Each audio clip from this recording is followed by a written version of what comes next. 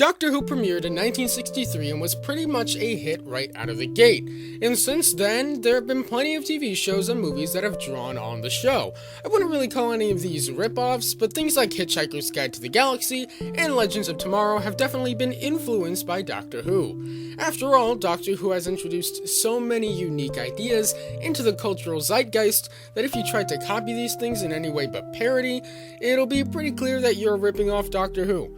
Things like the bigger on the inside time machine and the sort of weird scientist old guy that has his eccentric moments are so ingrained in Doctor Who. And that's because prior to the show, they had never really been seen before, or at least not all together and in the forms they take in the show. Or did they? What if I told you there's a near-forgotten book published almost 60 years before the first episode of Doctor Who aired that essentially reads as Doctor Who? It's like reading a novelization of one of those direct-to-VHS The Stranger movies from the 90s made by BBV that's essentially Doctor Who in everything but name. This is the story of the suspiciously similar Doctor Who predecessor, Dr. Omega. But before I get into it, I recommend checking out my Buy Me a Coffee page. If you go over to buymeacoffee.com/ColeHershowski, you can donate some money to the channel at the price of just a cup of coffee. You're under no obligation to do this, but if you enjoy the channel and feel like donating, it is greatly appreciated. There's also a link in the description and on my channel page. Once again, that's buymeacoffee.com/ColeHershowski. Now, let's talk about this book. I'm really excited to talk about this because a big reason why I made this channel was to talk about really obscure stuff that I haven't really seen anyone talk about. And I can't find more than a few internet articles on this. And I'm like 90% sure there hasn't been a single YouTube video talking about this, so I'm really excited to share this information. Dr. Omega, occasionally referred to unofficially as Dr. Omega and the Fantastic Adventures to Mars, was a French book written in 1906 by Arnold Galopin, though I'm not sure how to pronounce that in French. So, is this similar to Doctor Who? Yeah, a fair bit. It's from the perspective of Dennis Borel, a character you could compare to Ian Chesterton from the original Doctor Who cast, who is the neighbor of a mysterious inventor called Dr. Omega. Dr. Omega, interestingly, has a machine that travels through time and space. It's a silver bullet-shaped device called Cosmos, which coincidentally does remind me of the travel machine from the Neil deGrasse Tyson series Cosmos. Interestingly enough, this machine does appear to be bigger on the inside, with it being about 13 meters deep on the outside, but much larger on the inside. On top of that, the interior is divided into 4 sections, similar to the 6-sided console seen in the TARDIS. The book features the characters going to Mars and discovering many alien species, including some reptilian mermen, similar to the Silurians. Though to be fair, the concept isn't super out there, and the only theory I have about this book potentially influencing Doctor Who wouldn't have had any involvement with the Silurians. Dr. Omega bears a striking resemblance to the first Doctor, both physically and personality-wise. Look at this guy. This book went undiscovered for years and years until it was released in the US in 2003.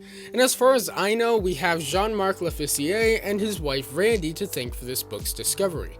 Jean-Marc is a French writer deeply invested in Doctor Who lore and mythology, and has written many books that are quintessential if you're looking to deep dive into Doctor Who continuity. He discovered this book and how similar it was to Doctor Who, and he and his wife adapted and translated it in 2003. The reason I bring this up is that since the novelty of the book was that it was so much like Doctor Who, they ended up adding a few Doctor Who references in their version. So that means there are some other more detailed similarities that I assume were added in this version, but I'll be listing them in case.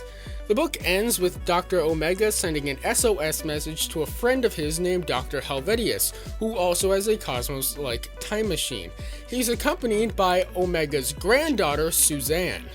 Also, the passage describes, quote, a spherical container from which radiated a pulsing light, embedded in a small column that was itself resting at the center of a large hexagonal machine, referencing the TARDIS console and maybe also the sonic screwdriver, though it's hard to tell.